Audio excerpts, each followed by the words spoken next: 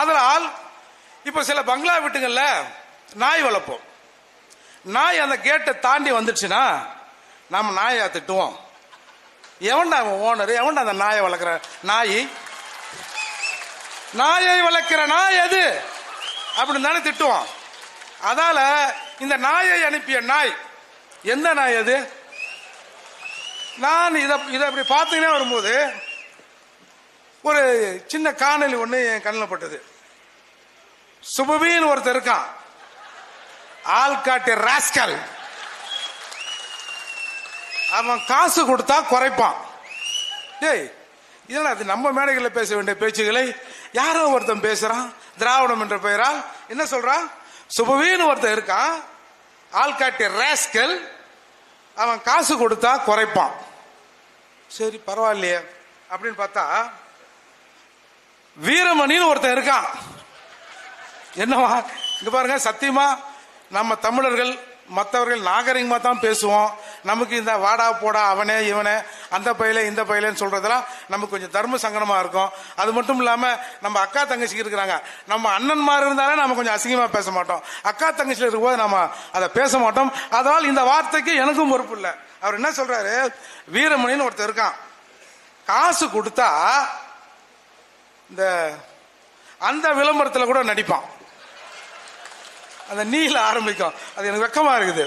காசு கொடுத்தா அந்த அந்த விளம்பரத்தில் கூட நடிப்பான். இறுதி ஊர்வலத்திற்கு ஆள் இல்லாம சாகாம இருக்கான். இதை யார் சொல்றது? மதிப்புக்கும் மரியாதைக்கும் உரிய அன்பு சகோதரர் நாஞ்சில் சம்பத். சரி, ஊம்போய்சி என்னடா, துப்பனா தொடச்சுக்கும் போவேன். துப்பனா யார் அவன் துப்புனவன்? வாயை உடைக்கிறோம் பாறான்னு சொல்லுவே தவிர துப்பனா தொடச்சிக்கின்னு போவேன். இந்த மாதிரி ஆட்கள் மத்தியில நம்ம தமிழர்கள் உணர்வோடு இருக்கணும். நாம தமிழனா பார்த்து ஓட்டு போடணும். தமிழ் மண் கெடுகிறது அப்படிலாம் பார்த்தா இவங்களுக்கு நம்மளுக்கு கொஞ்சம் லூசு மாதிரி தான் நம்மள பாக்குறான். நாம இல்லை லூசு பயிர்களா, ஒண்ணுமே நீங்க திருந்தலையாடா, நாங்கெல்லாம் எப்பயோ விழித்து கொண்டோம். சீமான் என்ற ஒற்றை ஆயுதம் தமிழகத்தில் பேச தொடங்கியவுடன் நாங்கள் தமிழர்களா விழித்து கொண்டோம் அப்படின்னு அந்த மரமண்டைகளுக்கு நாம சொல்ல வேண்டி இருக்கு. அதால பொதுவா நேத்து ஒருத்தன் நான் பாருங்க, ஓட்டு நாம வந்தா என்ன செய்யணும், நாம என்ன செய்வோம் அப்படின்னு பேசலாம் பார்த்தா திரும்ப திரும்ப இவங்களே பேச வச்சு, அதாவது இதை பேசிட்டு நாம தேர்தலை ஜெயிச்சோம்னா என்ன செய்வோம் அப்படின்னு பார்ப்போம். நேத்து ஒருத்தன் இப்போ சீமான் என்ன இந்த சமூகத்துக்கு என்ன செஞ்சிட்டாரு? நேத்து ஆதி தமிழர் 18 தொல்குடிகள் சங்கம் சார்பா தமிழ்நாட்டில் இருக்கிற ஒரு 18 சாதிகள் ஒன்றாக சேர்ந்து ஒரு சங்கம் வச்சிருக்காங்க. அண்ணன் வீட்டை முற்றுகிட்ட போது அதற்கு எதிராக ஒரு பிரஸ் மீட் சென்னையில் நடத்தப்பட்டதல்வா, அதை ஆர்கனைஸ் பண்ணவங்க அவங்க வந்தாங்க. அண்ணனுக்கு நம்ம இந்த இடைத்தேர்தலில் நாம் தமிழர் கட்சிக்கு ஆதரவு தர வேண்டும் என்று அந்த ஆதரவு கடிதத்தோடு வந்தாங்க. அண்ணா சாட்டை துறைமுகெல்லாம் இருந்தாங்க. நாங்கள் மேலே போய் கொடுத்துட்டு வந்தோம். அந்த லெட்டரை கொடுத்துட்டு ஃபோட்டோலாம் எடுத்துட்டு அவங்க போயிட்டாங்க. கீழே லாபியில் உட்காந்துருக்க அப்போ ஒரு தம்பி ஃபோட்டோ எடுத்தார். ஃபோட்டோ எடுத்தாலும் எந்த ஊர் தம்பி நீன்னு கேட்டேன். நான் மாமல்லபுரம்னே. எப்போ அது எங்கள் ஊராச்சே, நான் காரணியாச்சேன்னா. ஏன்னா நீங்கள் காரணினா நான் பார்த்தது இல்லை உங்கள் ஊரில் அப்படின்னு சொன்னாப்புல. அடுத்து இன்னொருத்தர் வந்தார். ஏன்னா நானும் மாமல்லபுரம் தான். அவர் உங்க சொந்தக்காரு, நான் வன்னியர்னே, நாங்கெல்லாம் ஒன்னா தானே வந்தோம். என்ன சொன்னார்? அவர் வன்னியர், இவர் பறையர், 2 பேரும் நாம் தமிழர் கட்சியில் இருக்கிறோம். முன்னாடி நாங்க வேறு மாதிரி இருந்தோம், இப்ப 2 பேரும் ஒரே மாதிரியா இருக்கிறோம் அப்படின்னு சொல்ல வச்சது சீமான்டா. சீமான் மயிரை புடுங்குங்கடா. நம்ம கொஞ்சம் நாகரிகமா பேசணும், நாகரிகமா இவங்களை ஹேண்டில் பண்ணணும்னு நினைக்கிறோம். ஆனா இவங்க அதை விடமாட்டானுவ. இவன் என்ன சொல்றான்? நீங்க பார்த்திருப்பீங்க, தனியா நின்று என்ன புடுங்க போற? சரி, நீ என்னடா புடுங்கிட்ட? தனியா நின்று நீ என்ன புடுங்க போற? சரி, கும்பலா இருந்து நீங்க என்ன பண்ணுங்க? கும்பலா இருந்து அங்கதானே வாட்ச்மேன் வேலை தானே செய்றீங்க. அண்ணா அறிவாலயத்தில் தானே உங்களை கட்டி இருக்கு. திராவிடம் திராவிடத்தால் நாம வீழ்ந்தோம்னு சொல்றோம். இந்த பயல் என்ன சொல்றாங்க? திராவிடத்தால் நாங்க வாழ்ந்தோம் தெரியுமா அப்படின்னு இவர்கள் ஒரு கருத்தை சொல்றான். ஏன்னா திராவிடத்தால கட்சி கூட்டணி தலைவர்கள் என்ற பேர்ல நீங்க ஒன்னா வாழ்ந்திருக்கலாம், இங்கே இருக்கிற தமிழர்கள் வாழலடா, அதால திராவிடம் நம்மளை வீழ்த்தியதுடா என்று திரும்ப திரும்ப சொல்ல வேண்டிய கட்டாயத்தில் நாம இருக்கிறோம். சொல்றான், நேத்து ஒரு அறிக்கை, நான் பிரபாகரனை பார்த்தேன், நான் விருந்து சாப்பிட்டேன், வெஜிடேரியன் சாப்பிட்டேன், ஆமக்கறி கதையெல்லாம் நான் சொல்ல மாட்டேன். சரி, நாங்க ஏற்கனவே சொல்லிட்டோம், பிரபாகரனை வந்து எங்க அண்ணன் பார்க்கல, படம் எடுக்கல, எல்லாம் பொய் தான். இப்ப என்னடா அதுக்குன்னு நாங்க ஏற்கனவே சொல்லிட்டோம். இவன் சொல்றான், இவர் சரி மரியாதை பேசுவோம், ஏன்னா மீசெல்லாம் பெருசா இருக்குல்ல. இவர் சொல்றாரு, வெஜிடேரியன் சாப்பாடு சாப்பிட்டேன், நான் ஆமக்கறிக்கு அதெல்லாம் சொல்ல மாட்டேன். சரி, சாப்பிட்டல்ல, அதுல உப்பு இருந்ததா? நீ பிரபாகரனோடு சாப்பிட்ட உணவில் உப்பு இருந்ததா? அந்த சுவையை பார்த்தியா? அப்படி பார்த்திருந்தீனா பிரபாகரனை பார்த்துட்டு நீ எப்படி ராஜபக்சேவை பார்த்த?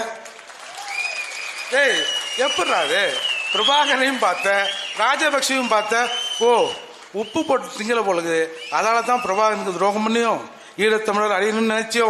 இந்தியாவில், குறிப்பா தமிழகத்தில், இந்தியாவில் 3 பேர் ஈழத்தமிழர் போராட்டம் முடிவுக்கு வர வேண்டும், மேதகு பிரபாகரன் இறக்க வேண்டும் என்று 3 பேர் நினைத்தார்கள். அந்த 3வரில் ஒருவர் கருணாநிதி. மற்ற 2 பேர் யாரா? இன்னமும் தேடுறேன், இவனா இருப்பானா அவனா இருப்பானா அப்படின்னு இன்னமும் தேடிக்கொண்டிருக்கிறோம். அதையெல்லாம் போய் முதல்ல தேடுங்கடா. அதை விட்டுட்டு துரோகி கூட இருந்து கொண்டு இந்த மாதிரி இனத்திற்காக வேலை செய்யறவங்கிட்ட இப்பெல்லாம் வந்து நிக்காதீங்க. அதோடு மட்டும் இல்லாமல் சீமான் இந்த சமூகத்தின் அபாயம், அப்பெல்லாம் அந்த டிரான்ஸ்பார்ல போட்டு வந்துருமா, அபாயம் போட்டு ஒரு முக்கோண கூறி, அந்த மாதிரி சீமான் அபாயம். சீமானுக்கு எதிராக இந்த திராவிடத்தை காப்பாற்ற நாம் 1000 பெரியார்களை உருவாக்க வேண்டும். எவ்வளவா? 1000 பெரியார்கள். ஏண்டா, ஒரு பெரியார் வந்தே நாங்க நாசமா போய் நாரடிச்சு இப்ப நாங்க எடுத்து இப்ப பிரிஞ்சு மேய்ச்சி, நீ வந்து தமிழினத்தினாலா ராஜபக்சவினாலா நீ குறை சொல்ற நீ குறை சொல்ற சீமான் அவர்கள் இந்த சமூகத்தின் பேராபத்து. உங்களை மாதிரி அல்ல கைகள் தாண்டா அந்த சமூகத்துக்கு ஆபத்து. சொல்றான், நாங்க வந்து எப்படிலாம் இருந்தது தெரியுமா, இந்த இனத்திற்காக நாங்கள் செய்த வேலைகள் ஏராளம்னா, ஆனால் இவர்கள் இந்த இனத்திற்காக செஞ்ச வேலை எனக்கு தெரிஞ்சு ஒண்ணு மாமா வேலை, காட்டி கொடுக்கிற வேலை, கூட்டி கொடுக்கிற வேலை, இதெல்லாம் தான் இவங்க செய்யறான்.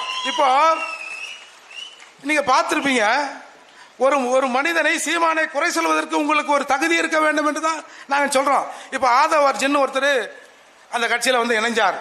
நாங்க வந்து எப்படியாவது ஒரு பட்டியல் சமூகத்துக்காரனை அதிகாரத்துக்கு கொண்டு வர வேண்டும்னு சொன்ன உடனே திமுகவில் இருந்து சொன்னார்கள், அந்த ஆதவர்ஜனை கட்சியை விட்டு எடியான. நான் முதல்ல இருந்தே சொல்லியிருக்கேன், ஆதவர்ஜன் திமுகவின் ஆள் தான். திமுக தான் ஆதவர்ஜனை ஏவி விட்டுருக்கு. அந்த ஏவல் செஞ்ச மந்திரவாதி திமுக. அந்த மந்திரம் செஞ்ச இடம் அண்ணா அறிவாலயம்னு நான் சொல்லிட்டு வரேன். இப்போ ஆத வந்து கட்சியை விட்டு போயிட்டார். முந்தானத்து திரும்பவும் ஒரு நடிகர்கிட்ட போய் சேர்ந்துட்டு திருமாவளவன் கிட்ட வந்து பார்த்து ஆசி வாங்குறாராம். நான் என்ன கேட்கிறேன், உங்களுக்குள்ள உயர்நீதிமன்றத்தில் டைவர்ஸ் விவாகரத்து வந்துடுச்சு, அப்புறம் எப்பரா உறவு தொடரும்? எனக்கு ஒன்றும் புரியலையே. அது டைவர்ஸ் வாங்கிட்டீங்க, அப்புறம் வந்து நாங்க பிசிக்கலா உறவோடு இருக்கிறோம் சொல்ற மாதிரிலாம் இருக்கு. அவன் உங்க கட்சியை விட்டு போயிட்டான், கட்சியை எடுத்துட்டு நீங்க கட்சியை உடைக்க வந்தான்றீங்க. விடுதலை சிறுத்தைகள் இருக்கிற எல்லா டேட்டாவையும் திருட்டு போய அப்படின்னு சொன்னீங்க. அதுக்கப்புறம் திரும்பவும் நாங்க உறவோடு தான் இருக்கிறோம், நாங்க கொள்கையோடு இணைந்து இருக்கிறோம்னு திரும்பவும் குறை சொல்றான். நீ என்ன வேணாலும் உன் கட்சியை நீ பண்ணு, ஆனா செந்தமணி சீமானை குறை சொல்வதற்கு ஒரே 1% உனக்கு தகுதி இருந்து நீ குறை சொன்னால் அந்த குறைக்கு நாங்கள் பதில் சொல்லுவோம். ஆனா நீ சும்மா இந்த பட்டியல் சமூகத்தை பிறந்துட்டதுக்காகவே நீ பட்டியல் சமூகக்காரனா ஏத்துக்க முடியுமா? நீ என்ன பண்ண? இது வரைக்கும் அண்ணா அறிவாலயத்தை வளர்த்த கலைஞரை முதல்வராக்குறேன், என்னால் தான் கலைஞர் அவர்கள் முதல்வர் ஆனான்னு சொன்னேன். அப்புறம் ஸ்டாலின் அவர்கள் என்னால் தான் முதல்வர் ஆனான்னு சொன்னேன். நாங்கெல்லாம் சேர்த்து எங்க அண்ணன் திருமாவளவனை முதல்வராக்குவோம் அப்படின்னு சொன்னோம். அந்த மனுஷன் இல்ல ஸ்டாலின் ஆக்கிட்டோம், அடுத்து உதயநிதி முதல்வராக்குவோம்னு சொல்றாரு. உனக்கு சீமானை பத்தி பேசுவதற்கு எந்த தகுதியாவது இருக்கா? அண்மையில அண்ணன் சீமான் அவர்கள் ஒன்றை தெளிவாக சொன்னார். பட்டியல் சமூகத்துக்காரர்கள் இங்க வந்து முதலமைச்சர் ஆக முடியாது என்ற போது பாட்டாளி மக்கள் கட்சி தலைவர் ராமதாசும் அன்புமணி ராமதாசும் ஒரு பட்டியல் சமூகத்துக்காரனை முதல்வராக்கத்துக்கு நாங்கள் தயார் என்று சொன்னார். அதே குரலை அண்ணன் சீமான் சொன்னார். ஒரு பட்டியல் சமூகத்துக்காரரை, ஒரு பட்டியல் சமூகத்தில் இருக்கிற ஒரு தோழரை தமிழகத்தின் முதல்வராவதற்கு நாங்கள் தயார், நாங்கள் ஆதரவு அளிக்க தயார்னு சொன்னாரு. அந்த தைரியம் அதை நீ பாராட்ட வேணாம். ஏன்டா திட்டுற? வாங்குற கூலிக்கு அதிகமாக நீங்க வந்து குலைக்கிறீங்களே. ஒண்ணும் இல்ல, நீங்க பாத்தீங்கன்னா பக்கத்தில் இருக்கிற கர்நாடகாவில் சித்தராமையான்னு ஒருத்தர் இருக்காரு. அவர் சொன்னாரு, என்ன திராவிடன்னு செருப்பு கட்டி அடிச்சிடும் தம்பி சொன்னாரா இல்லையா? இங்க திராவிடம் என்று சொல்லி ஆட்சி நடத்துகிற ஒருத்தரை செருப்பால உண்மையிலே அடிச்சானுவ, பாடையில் ஏத்தினார்கள். ஆனால் அப்போது தமிழகத்தில் இருக்கிற இந்த அல்லக்கை எந்த கையும் விமர்சனம் பண்ணல, அதை பேசல. ஆனா அப்ப கூடடா இதெல்லாம் மறந்து அண்ணன் அண்ணன் சொல்லி வந்த எங்க அண்ணன் சீமான் தான்டா அதுக்கு ஆதரவா ஸ்டாலினுக்கு எப்பரா பாட கட்டலாம். டேய் நாங்கெல்லாம் வெயிட்டிங்கடா. தமிழகத்துல தமிழர்கள் முதல்வரின் ஆட்சிக்காக வெயிட்டிங். நீங்க வேற எதுவும் நினைச்சிடாதீங்க. முதல்வரின் ஆட்சிக்காக நாங்க வெயிட்டிங் பண்றோம், நீ எப்பறம் அந்த வேலையை செய்யலாம் அப்படின்னு சொன்னாரு. நேத்து 2ஆம் தேதி பேப்பர் ஒரு செய்தி பார்த்திருப்பீங்க. கர்நாடகாவில் உள்துறை அமைச்சராக இருக்கிற பரமேஸ்வரன் என்கிற பட்டியல் சமூகத்துக்காரன் உள்துறை அமைச்சர் பார்த்துங்க, உயர்கல்வித்துறை அமைச்சரை நாங்கள் கொடுத்து விட்டோம், திராவிட மாடல் ஆட்சி ஒரு உயர்கல்வித்துறை அமைச்சரை உங்களுக்கு கொடுத்திருக்கிறது அப்படின்னு சொன்னாங்க. அந்த உயர்கல்வித்துறை அமைச்சர் அண்ணன் நம்ம உதயநிதி அவர்கள் பதவியேற்ற போது சாஸ்தாங்கமா காலில் விழுந்ததை பார்த்தோம். அப்ப ஒரு பட்டியல் சமூகத்திலிருந்து திருமாவளவன் போன்றவர்கள் காலில் விழுந்தால் அவர்களுக்கு பதவி தருவேன்னு சொல்றீங்கல்ல. கர்நாடகாவில் பரமேஸ்வரன் உள்துறை அமைச்சரா இருக்கிறாரு. அவர் சொல்றாரு, நேத்து முந்தானத்து அங்க இருக்கிற பட்டியல் சமூக அமைச்சர்களோடு சேர்ந்து ஒரு ஆலோசனை கூட்டமா. என்னன்னா 2.5 வருஷம் சித்தராமையா வந்து சிஎம், அடுத்த 2.5 வருஷம் அந்த நம்ம சிவகுமார் இருக்கார் இல்லையா, அவர் அமைச்சர். மாத்தி மாத்தி நீங்களே எடுத்துன்னு போவீங்க. நல்ல கதரா இது. டேய் என்னடா இது? நாங்க ஒரு தடவை ஆட்சிக்கு வர வேண்டும், முதலமைச்சராக கர்நாடகாவில் ஒரு பட்டியல் சமூகத்தை சார்ந்தவர் ஆட்சிக்கு வரணும்னு சொல்லிட்டு பொதுப்பணித்துறை அமைச்சர் சதீஷ் ஜார்னிஹோனியும் கூட்டுறவுத்துறை அமைச்சர் KN ராஜாவும் சேர்த்து பேசுறாரு. அங்கே டெல்லியில் இருக்கிற காங்கிரஸ் கட்சியின் தேசிய தலைமை இந்த மாதிரி எல்லாம் கூட்டம் போடக்கூடாது, ஒரு பட்டியல் சமூகத்துக்காரர்கள் இந்த மாதிரி கூட்டம் போட்டு நாங்கள் ஆட்சிக்கு வருகிறோம் சொல்லாதீங்கன்றே. நீ என்னடா சொல்றது? என் ஊர்ல வந்து நீ எனக்கு தலைவராக இருக்கலாம், அது டெல்லி, இது கர்நாடகா, எங்களுடைய மண், எங்கள் மக்களின் பிரதிநிதித்துவம் இங்கே வர வேண்டும் என்பதற்காக நாங்க முதல்வராக ஒரு ஆலோசனை கூட்டத்தை போட்டு வெயிட் பண்றாங்க. நீங்க பாருங்க, நாங்க கூட பர்ச்சேஸ் பண்ணி ஒரு தலித் ஒரு பட்டியல் சமூகத்துக்காரன் அங்க முதலமைச்சரா ஆயிடும்னு சொல்றாங்களே. இங்க அந்த கனவுலாம் நடக்காதுங்க. அதை பத்திலாம் நாங்க யோசிக்கல. சீமான் உங்களை முதலமைச்சராக்கிறேன் என்று சொன்னார்ல, சீமான் காலில் வந்து ஓணும்ல. நீ அன்புமணி ராமதாஸ் சொல்றாருல, அட்லீஸ்ட் காலில் வந்து விடுவாடா, கையையாவது குலுக்கணும்ல. ஆனால் இன்றைக்கு திராவிடம் திமுக பேசுகிறது, திமுக பேச வைக்கிறது என்பது என்ற ஒரு காரணத்திற்காக கண்ட வேணிக்கு இன்றைக்கு இவர்கள் பேசுகிறார்கள். தயவு செய்து நீங்க பேசுறதை நிறுத்துங்க. பல பேருக்கு ஊர்ல சிலர் வந்து நாம ஒரு தப்பு செஞ்சா மீசை எடுத்து விட்டுருப்போம், பாத்தீங்களா? ஞாபகம் வருதா? அந்த மாதிரி இந்த பெரிய மீசை வச்சுக்கிறவங்களாம் இந்த மாதிரி பேசணும்னு வச்சுங்க, மீசையை எடுக்க வேண்டிய கட்டாயம் நான் செய்ய வேண்டாம், நாங்க செய்வோம். வேற யாருன்னா செஞ்சா தானே. நாங்க ஒரு தலித்து, நாங்க ஒரு எஸ்சின்றதுக்காக பிசிஆர்ல கேஸ் கொடுப்போம், வந்து மீசி எடுக்க வந்துட்டாங்கன்னு சொல்றீங்கல்ல, அந்த வேலையை செய்வதற்கு நாங்கள் தயாராக இருக்கோம். திருமாவளவன் அவர்களே, தயவு செய்து இதோடு செந்தமன் சீமான் அவர்களை விமர்சிப்பதை விட்டுடுங்க. செந்தமன் சீமான் அவர்களை விமர்சிப்பது என்பது தமிழகத்தில் இருக்கிற 36 லட்சம் பேரை விமர்சிப்பதற்கு சமம். தயவு செஞ்சு திருந்திக்கோ. உனக்கும் சேர்த்துதான் அண்ணன் போராடுறாரு, உனக்கும் சேர்த்துதான் ஆட்சி அதிகாரத்தில் நாம போகணும்னு சொல்றாரு. எனவே இவங்க ஒரு இன்னைக்கு பாத்தீங்கன்னா ஏங்க எந்த கட்சியிலும் ஆளே இல்லை போலக்குதுங்க. தமிழ்நாட்டில் இருக்கிற கட்சி நடத்துகிற எந்த கம்யூனிட்டிகிட்டையும் கட்சிக்காரனே இல்லை போலக்குது. ஏன்னா 300 பேர் நாம் தமிழிலிருந்து வந்து இணைந்தார்கள், 5000 பேர் வந்தாங்க, 3000 பேர் வந்தாங்க, 100 பேர் வந்தாங்க, அப்படிலாம் இவனுக்கு ஒரு கதை விடுறாங்க. ஆனால் திராவிடம் சீமானிடம் ஒரு இடத்திலே தோத்திருக்கிறது. அது எந்த இடம்னு சொன்னா, திக கட்சி முதல்ல ஆரம்பத்தில் ராஜாஜி சுந்தரா கட்சியோட கூட்டணி வச்சதுன்னு திகாவை கருணாநிதி உடைத்தார். நம்ம திருவாரூர் தங்கராசு இந்த ரத்த கண்ணீர் திரைக்கதை எழுதிய திருவாரூர் தங்கராசை வைத்து திகாவை உடைத்தார் கருணாநிதி. அடுத்து மருத்துவரும் தீரன் ஐயாவும் உள்ள போய் பேச போறாங்க. மருத்துவர் ஐயா செட் ஆகல, அப்படியே தீரனை பிடிச்சி வச்சினாரு, பாமகவை உடைத்தார். கம்யூனிஸ்ட் விசிபி ஐக்கிய பொது உடைமை கட்சி அப்படின்னு கம்யூனிஸ்டை உடைத்தார். தமாக உங்களுக்கு தெரியும், நம்ம மூப்பனார் ஐயா. ஏடிஎம்கே நமது கழகம் என்ற பேர்ல எஸ்டிஎஸ் பின்னாடி இருந்து ஏடிஎம்கேவும் உடைக்க பார்த்தார் கருணாநிதி. முஸ்லீம் லீக் உங்களுக்கு சொல்லவே தேவையில்லை. அப்துல் சமதும் லத்தீப்பும், அதுக்கப்புறம் அப்துல் சமத்தை ஒரு 5-6 பேரா, லத்தீப் ஒரு 7-8 பேரா. இன்னைக்கு இந்தியா தமிழகத்தில் வந்து ஒரு 10-20 முஸ்லீம் கட்சிகள் இருக்குன்னா எல்லாத்துக்கும் ஸ்தாபகர் டாக்டர் கலைஞர் கருணாநிதி, தமிழின தலைவர். மறந்துடாதீங்க, ஏன்னா அதை சொல்லலாம் கோச்சு பானுவேன். அடுத்து தமிழ்நாடு ஜனதா பார்ட்டி நம்ம நெல்லை ஜெபமணியை வச்சு அதையும் உடைச்சாரு. கொங்கு கட்சி ஈஸ்வரன், அப்புறம் பெஸ்ட் ராமசாமி.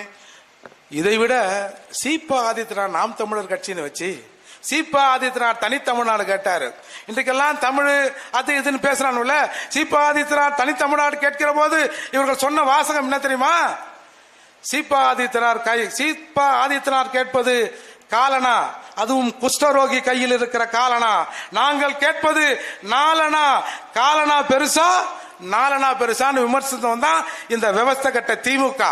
ஒரு காலத்தில் பிறகு அவரை எதிர்க்க முடியவில்லை என்று சொல்லி அவரை அரவணைத்து நீர்த்து போக வைத்ததுதான் இந்த திமுக. அப்ப நடந்தது, இப்ப நடக்காத மாப்பிள்ள பாத்துங்க. அடுத்து நெடுமாறன் காமராஜ் காங்கிரஸ். எங்க வணிகர் சங்கங்க, வணிகர் சங்கம் ஏதோ கடை வைப்பான், வியாபாரம் பண்ணுவாங்க, போவாங்க. 2 பேர் கருணாநிதி உள்ள அண்ணா அறிவாளம் உள்ள போனாங்க. வெள்ளையனியும் நம்ம விக்ரம் ராஜாவும் புரிச்சு விக்ரம் ராஜாவை கூடயே வச்சுக்கினாரு. அந்த மாதிரி லாஸ்டா தேமுதிக இப்ப பார்த்து இந்த எம்எல்ஏ இருக்காருல்ல, அந்த எம்எல்ஏ விஜயகாந்தோடு பிரிச்சாரு. இப்போ கடைசியாக ஒரு பிரிவினை திட்டமை கருணாநிதி அவர்கள் வைத்துக் கொண்டிருக்காரு. அதுதான் விசிகா. விசிகாவை சுத்தமா உடைச்சிட்டாரு. விசிகாவில் இருக்கிற எல்லா பேரையும் விலை கொடுத்து வாங்கி விட்டார். அதுதான் எங்க அண்ணன் திருமாவளவனுக்கு வருத்தம். இல்லடா, நாம் தமிழர்ல ஆளுங்களை தான் வாங்குறான், நம்மள பொறுப்புல இருக்க எம்எல்ஏ எம்பி எல்லாருமே வாங்கிட்டார திமுக அப்படின்னு. கடைசியாக திமுகவின் பிரிப்பு திட்டத்தில் இருப்பது திமுக. இந்த வேலையெல்லாம் தமிழகத்தில் ஒரே ஒரு ஆள் கிட்ட மட்டும்தானா நடக்கல. அதுதான்டா செந்தமிழன் சீமான். தமிழ் தேசியத்தின் தவப்புதலன் செந்தமிழன் சீமான கட்சியை உடைக்க முடியல. 100 பேர் வாங்க, எங்கேயோ வரான். எதுக்கு நான் வந்தேன்? அண்ணா அறிவாலயத்துக்கு வந்தேன், எம்ஜிஆர் சமாதி பார்க்க வந்தேன், சினிமா காட்டுறேன்னாங்க, சோறு போடுறேன்றாங்க, கோட்ரு தரேன்னாங்க. இந்த வந்தேன், அதுக்கு இங்கேயாண்டா வந்தேன்? இல்லை, இங்கே வந்து ஒருத்தர் பார்த்துட்டு உள்ளே போய் பார்த்துட்டு பேசிட்டு அதுக்கப்புறம் அப்படியே மெரினா பீச்சுக்கு போயிடலாம் அப்படின்னு சொல்லியிருக்கிறாங்க. அப்படின்னு ஒரு கூட்டத்தை கூட்டு வந்து இவர்கள்லாம் நாம் தமிழரின் பிள்ளைகள். டேய், உண்மையிலே நாம் தமிழரிலிருந்து ஒருத்த வேறு கட்சிக்கு போக மாட்டான்டா. அப்படி போனான்னா அவன் செத்த பிணம்டா. உணர்வுள்ளவன் தமிழன், தமிழனுக்கு பிறந்தவன். நிச்சயமா அண்ணன் சீமானை விட்டு விட்டு வேறு ஒருத்தர், எங்க அப்பா நல்லா இருக்காரு, அந்த அப்பா நல்லா வசதி வாய்ப்பா இருக்காரு, அவருக்கு வந்து கிளைகள்லாம் அங்க இருக்கான் இங்க இருக்கான் திராவிடமா அப்படின்னு போறான்னா அதுல ஏதோ ஒரு மிஸ்டேக் இருக்குடா. எனவே இந்த வேலையெல்லாம் சீமானிடம் ஆகவில்லை என்பதால் சீமான் கிட்ட இருந்து 100 பேர் வந்தான், 200 பேர் வந்தான், 300 பேர் வந்தான், இதே கதை விடுறானுங்க. அதால உன்னை தெளிவா நாம புரிஞ்சுக்கணும். இந்த ஓட்டுங்கிறது வந்து புரட்சியாளர் அம்பேத்கர் ஒன்று சொன்னாரு, 1 மேன் 1 வேல்யூ 1 ஓட்டுன்னாரு. நமக்கும் ஒரு ஓட்டு தான். நம்ம எதிர்த்து நிற்கிற அந்த வேட்பாளர், திமுக வேட்பாளரா, அவருக்கும் ஒரு ஓட்டு தான், ஸ்டாலினுக்கும் ஒரு ஓட்டு தான். அதால அந்த ஓட்டை தயவு செய்து நீங்க வந்து காசுக்காக வித்துறாதீங்க. இந்த ஈரோடு இடைத்தேர்தலில் ஒரு 3 பிரச்சனை நான் திரும்பவும் சொல்றேன், அதை ஞாபகம் வச்சு ஓட்டு போடுற அன்னைக்கு கொஞ்சம் போல தமிழர்கள் சிந்திச்சு போடுங்க. சீமான் வந்து ஏதோ தமிழருக்கான தலைவர் வேற எல்லாருக்குமான எதிரானவர் என்ற சிந்தனை இங்கே பரப்பப்படுகிறது. சீமான் தமிழ்நாட்டின் தலைவர், தமிழ்நாட்டில் வசிக்கிற எல்லா மக்களுக்குமான தலைவர் தான் சீமா. இப்போ எங்க காத்தை காப்பாற்றணும். இந்த 3வது தெருவில் தமிழ் மட்டும் இருக்கிறான், இந்த தெருவில் இருக்கிற மண்ணை காப்பாத்து, இந்த தெருவில் இருக்கிற காத்தை காப்பாத்த சீமான் பேசுறாரு. தமிழ்நாட்டில் இருக்கிற மலைகளை, மண்ணை, நீரை காப்பாற்ற வேண்டும் என்று சொன்னால் தமிழ்நாட்டில் இருக்கிற தமிழர் அல்லாத எல்லாரும் பிரச்சனை தான்டா அது. தயவு செஞ்சு அதை புரிஞ்சுங்க. இப்ப நீங்க இந்த நம்ம ஊர்ல பாத்தீங்கன்னா, கோவையில இந்த திருப்பூர் உடுமலையில கோட்டாட்சியார் அலுவலகத்தில் முற்றுகையிட்ட அந்த தென்னை ஏறுகிற விவசாயிகள் போராட்டத்தை பார்த்தோம். நாங்க 100 ரூபாய்க்கு வேலையை ஆரம்பிச்சோம், இன்றைக்கு 700 ரூபாய் வந்திருக்கோம். 400 ரூபாய் 500 ரூபாய்க்கு இன்னைக்கு இந்திக்காரெல்லாம் வந்துட்டான். அதால எங்களுக்கு வேலை கொடுங்க அப்படின்னு போராட்டத்தை பார்த்தோம். இன்னொன்னு, இந்த அனுப்பம்பாளையத்தில், வேலம்பாளையம் பக்கத்தில் ஒரு 100 பேர் சேர்ந்து, இந்திக்காரனுங்க சேர்ந்து தமிழ்கார 2 பேர் அடிச்சது பாத்தீங்களா இல்லையா? பார்த்துட்டு அதை பத்தி ஏதாவது பேசுனீங்களா? நீங்க நான் என்ன சொல்றேன், தமிழருக்கு ஏதாவது இங்க தீங்கு ஏற்பட்டால் நீங்க வெளியில கூட பேசாதீங்களா? குறைஞ்சபட்சம் உன் வீட்டுல உன் பொண்டாட்டி, உன் புள்ள, உங்க அம்மா, அவங்ககிட்டயாவது பேசணும்ல. தமிழனை பத்தி வெளியில வந்து பேசினா தானே சிக்கல் தமிழ்நாட்டுல. தமிழனை பத்தி, தமிழன் பிரச்சனையை பத்தி தமிழ்நாட்டில் வெளியில வந்து பேசினா சிக்கல். உன் வீட்டுக்குள்ள பேச ஏன் உன் பொண்டாட்டி மேல கூட நம்பிக்கை இல்லையா? உன் புள்ள மேல உனக்கு நம்பிக்கை இல்லையா?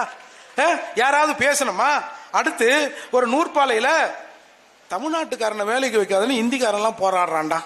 டேய், இந்த ஈரோடுல பாத்துங்கப்பா, இது சீமான்ற ஒரு கடைசி ஆயுதம் தமிழருக்கு கிடைச்சிருக்கு.